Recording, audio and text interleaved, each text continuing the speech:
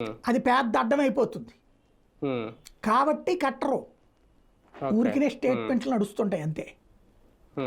కానీ ఒకటి సార్, ఇక్కడ పాస్పోర్ట్ అంశంలో జగన్మోహన్ రెడ్డి గారి మీద చేస్తున్న తెలుగుదేశం పార్టీ ఆరోపణ ఏదైతే ఉందో, ఇంకా అది వచ్చి ఉంటే కనుక ఆ ఇష్యూ క్లియర్ అయిపోయితే ఈ పార్టీకి లండన్ వెళ్ళిపోయి ఉండేవారు. కనీసం బాధ్యత లేదు, మొన్న అచ్యుతాపురం చర్చకు సంబంధించి కానీ, లేదంటే ఇప్పుడు ఈ ఫ్లడ్స్కి సంబంధించి అని విమర్శలకే లేదంటే ఆరోపణలకే పరిమితం అవుతున్నారు, అంతకుమించి బాధ్యత తీసుకోవట్లేదు అనేది నిజంగా. అంటే అక్కడ బాధ్యత అంటే ఒక ప్రతిపక్ష నాయకుడు ఏ రకమైన బాధ్యత తీసుకోవాలి? అసలు టీడీపీ ఆరోపణ ఏంటి అక్కడ? అంటే బేసిక్గా తిడుతూ ఉండాలి, తిట్టకపోతే ఇప్పుడు ఒక విలన్ని చూపించాలి. అంటే ఇందులో కూడా జగన్ ని దొంగని చేసి చూపించడం అనేది చాలా క్లియర్ గా కనిపిస్తోంది. దాని వెనక ఏమైనా టార్గెట్ ఉందా? ఏముంటుంది, అదే టార్గెట్, ఇంకేముంది అందులో.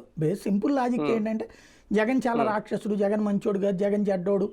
మనం ఇంతవరకు ఎన్టీ రామారావు గారు మంచోడు మంచోడు మంచోడు, చెడ్డోడు చెడ్డోడు చెడ్డోడు, అట్లాగే జగన్ చెడ్డోడు చెడ్డోడు చెడ్డోడు.